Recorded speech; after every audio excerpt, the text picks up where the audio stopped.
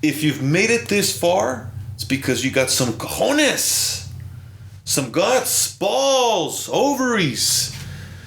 Not only that, but it's because you want to become a master communicator. So I trust that you listened to last week's episode, you spoke to a stranger, and whether it was humiliating or the best conversation you ever had, you did it.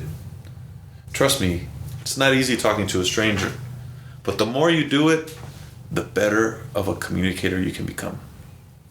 Now, before we begin with, when the student is ready, the teacher will appear, I want to welcome you all to Masters of Communication. I'm your host, Jorge Luis Quintero, and I want to thank you for tuning in. Because now you've made it this far, you're ready for the next journey to becoming a master communicator. You see, it's been over 2 years, 4 months, 22 hours, 18 minutes, 24 seconds since we've last recorded, to be exact. And with that time, well, you better believe that we reinvented the podcast. Not only ourselves, but the podcast. And that being said, we reinvented the 5 C's, restructured the mission and the vision of the podcast. Today, we're going to be going over the new 5 C's, the 3 elements of a conversation that are going to make the new 5 C's effective for you. And last but not least, the mission of the podcast.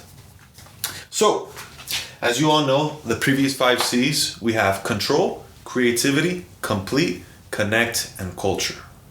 Now, I'm not saying that these were horrible 5 C's. These 5 C's are phenomenal.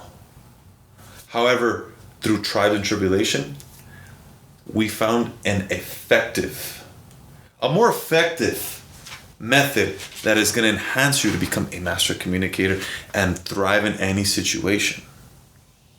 And to give it more credibility, I was hearing an interview the other day on YouTube with, to me, one of the goats of sales, and that's Jordan Belfort. And he had the 4 C's of communication, but he was missing one. Now, the first one, that's never going to change. We have control.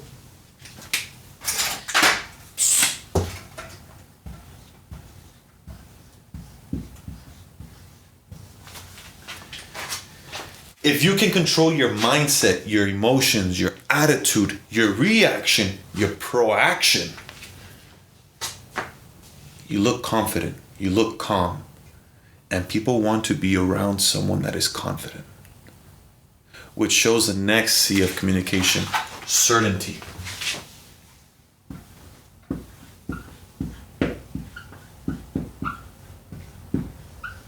Because when shit gets tough, and believe me, there's going to be discussions, debates, negotiations, relationships, family conversations where conversations get challenging. You have to keep your cool, be calm, collective. People admire that. They see you as a threat. It's very hard to practice that, and it's very hard to master it. But once you can do that, then you become certain with your words. Your words are very important. You have to choose your words wisely. But when you're certain, again, it gives that confidence. Because you see, here's an example. When you ask someone to do something and they say, I think I can do it. Well, now you don't have full confidence that they'll do it. But if they fix their vocabulary, their verbiage, and they say, I know I can do it, changes the whole mood. So little words like that have more certainty are going to give you that extra confidence and trust that people will have in you. They will rely on you because of the little words that you chose. Third, now, I took away creativity. I took away complete. And it was hard for me to take creativity because to me, when you're negotiating, when you're talking to someone, there comes a point where you have to be creative. But the way I look at creativity is it's something that you have in your back pocket as a backup, your last resort. You throw it in there. And that's what creativity is to me. However, this other one is so important. And I don't know if you all remember, but in the beginning of Masters of Communication, I literally had, I think it was a 10 C's of communication. And clarity was one of them. And to me, clarity is important. When the message is clear, there's less discrepancies, there's less confusion, and people understand. So whenever you're speaking, don't overcomplicate things. Whenever you give instructions, don't complicate things. Keep it clear, keep it simple, keep it certain. More importantly, going back to the first one, keep it under control, because then they will see that and they'll be in control. The fourth one, which to me is the most virtuous one, courage.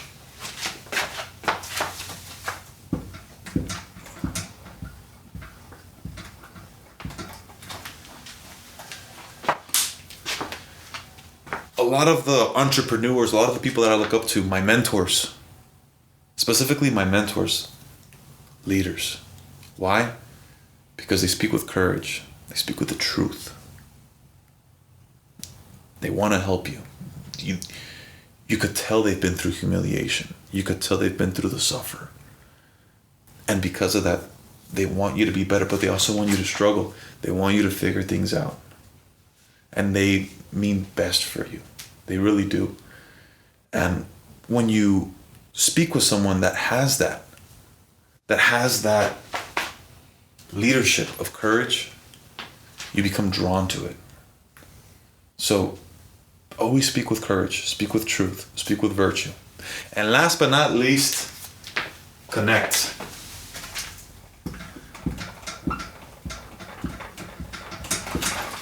Sorry, Jordan, but could have been the same. All you needed to do was add connect. Because to me, that's what we're here for. We're here to connect with each other. How is this message going to relate to you? And then how are you going to use it? Are you going to also respond to me? Because I love feedback. I love critique. That's the only way we're going to get better. So to me, connection is the most important thing. When you build a relationship with someone, or a business relationship, whatever it is, follow through. Get your team involved. Get your family involved to get involved with their team, with their family. And you create a connection which builds more trust. And when you have that, it's like electricity. It just keeps going. So these are the new 5 C's of masters of communication. Control, certainty, clarity, courage, and connect. Now, as we dive deeper, I will show you guys different examples of how to be effective with these. The next one that we're going to go over is the 3 elements of a conversation. Now, as you remember, we spoke about certainty and words. Be wise with your words, because although it makes 7%, that 7% makes a difference. It makes you a killer. So be wise with your words. Use strong vocabulary. Read, listen to podcasts. That helps a lot. Stop hearing garbage music. Believe me, I used to listen to it all the time. I don't even know what they were saying. Now I listen to a bunch of podcasts, audiobooks. Still listen to that music, but less of it. Next, tone of voice. Now this one is fun. This one will make you want to conversate even more, because you can say less, but when you can control the tempo of a conversation, the volume, play with it like if it's basketball or something, right? It becomes fun. The other day I had a presentation, and I was sharing a story. And when I was sharing the story, as I was going deeper into the story, I started lowering my voice. And when I was lowering my voice, I was also lowering my body language. And I was getting closer to the group of guys that I was speaking to. And then they were coming more towards me. They were more engaged. They were locked in. And when you lower your voice, you start slowing it down. It's almost as if you're in a campfire and someone's sharing a spooky story. They start lowering their voice. Everyone's engaged. And then boom! Climax. Yeah, climax, right? And you get people engaged. You get people sold. Another example that I'll give you real quick is I was talking to a client and we were talking about customs brokers. And then I said, wow, between you and I, customs brokers, it's a bitch. Laughed. And I practice these because I want to make sure I'm an effective communicator, but it makes a difference. Last but not least, body language. makes up 55% of the conversation. And if you ask me, that's where your energy is. Energy sells. People will look at your body and they will see if you're confident or not. Back when I used to run track in college, I would look at my opponents and I would look at their body language. And I could tell which ones were not going to be competitive. And I could tell which ones I had to be careful with. And the ones that I had to be careful with were relaxed, loose. They were ready. They were calm. They were locked in. The ones that were nervous, they were moving way too much, or they were closed in, or their head was a little down. They were nervous. They were scared. I wasn't worried about them, and at the end of the race, it showed.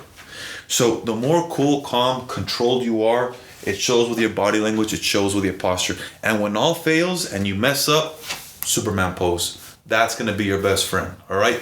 Don't forget it. Superman pose. All right. And then finally, we're going to be going over the mission of the podcast. We're going to close it out with living our culture of the 5 C's by speaking with virtue and fostering generational leaders. The AC just turned on, but this is such a great clip that I'm not going to erase it. I'm going to stick with it. So I trust you all, trust the process of Masters of Communication, the direction it's headed.